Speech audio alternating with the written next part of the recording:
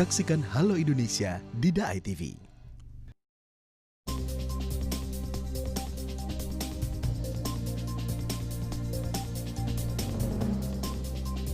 Halo Indonesia, apa kabar Anda hari ini? Selama 1 jam ke depan, saya Andrew Pakpahan akan menemani Anda menyaksikan beragam informasi menarik dan inspiratif. Di antaranya adalah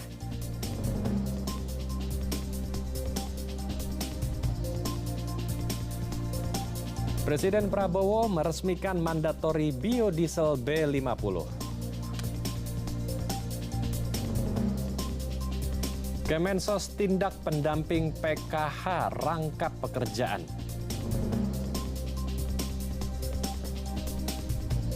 Penangkaran rusa Dramaga Bogor menjadi ruang edukasi konservasi.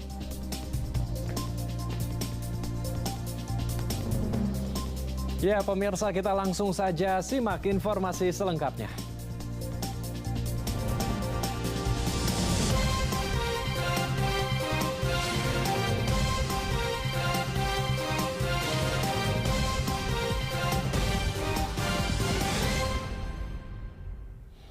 Kita ke informasi pertama pemirsa. Presiden Prabowo Subianto meluncurkan biodiesel B50 di res area kilometer 57 Kabupaten Karawang pada Kamis 9 Juli 2026. Peluncuran ini mempertegas Indonesia sebagai pelopor transisi energi yang memanfaatkan potensi sumber daya alam nasional untuk ketahanan dan kedaulatan energi. Bismillahirrahmanirrahim. Pada siang hari ini, Kamis 9 Juli 2026, dengan rahmat Tuhan Yang Maha Besar, saya Prabowo Subianto, Presiden Republik Indonesia, dengan ini secara resmi saya luncurkan biodiesel B50.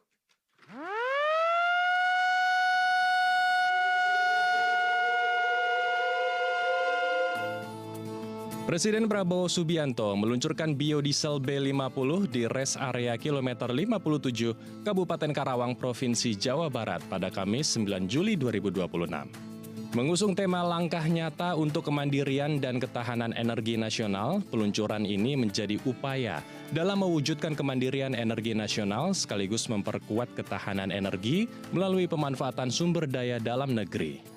Sebelumnya, Presiden meninjau walk-in gallery yang menampilkan penjelasan teknis mengenai produk biodiesel B50.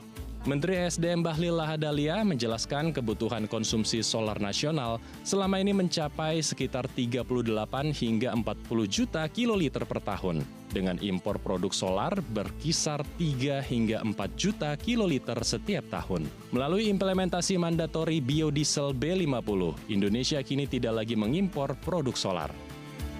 Kami laporkan Bapak Presiden bahwa untuk solar, total konsumsi kita Bapak, itu rata-rata di angka 38 juta sampai dengan 40 juta kiloliter solar per tahun.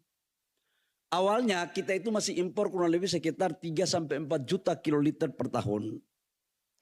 Dengan implementasi B50, maka alhamdulillah kita tidak lagi melakukan impor produk solar ke negara kita. Dan ini adalah pertama kali Bapak. Jadi kereta api, mobil Mercedes pun dites Pak, bis. Tidak hanya Toyota, Mercedes pun oke. Jadi ini dari Asia sampai Eropa semua kita bikin. Kapal-kapal semuanya kita tes. Dan alhamdulillah Pak, hasil tesnya ternyata kualitas B50 jauh lebih baik daripada B40. Apa dasarnya?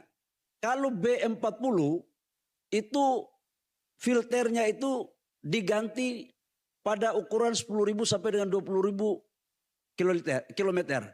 Nah untuk B50 Bapak, ada yang 40.000 belum diganti filternya. Untung aja dulu waktu saya jadi sopir angkot belum ada B50 ini.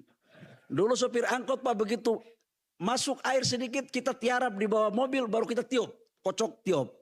Inilah teknologi, dan karena itu saya memberikan apresiasi kepada teman-teman yang melakukan ini secara teknis. Sementara itu, Presiden Prabowo menyampaikan Indonesia resmi menjadi negara pertama di dunia yang menerapkan mandatori biodiesel B50. Presiden menegaskan bahwa pencapaian tersebut tak hanya menunjukkan keberhasilan teknologi, namun juga menjadi bukti kemampuan bangsa dalam mengelola kekayaan alam demi kesejahteraan rakyat, sekaligus memperkuat kemandirian energi nasional. Dengan diluncurkan program ini, Indonesia resmi menjadi negara pertama di dunia yang menerapkan mandatori biodiesel B50.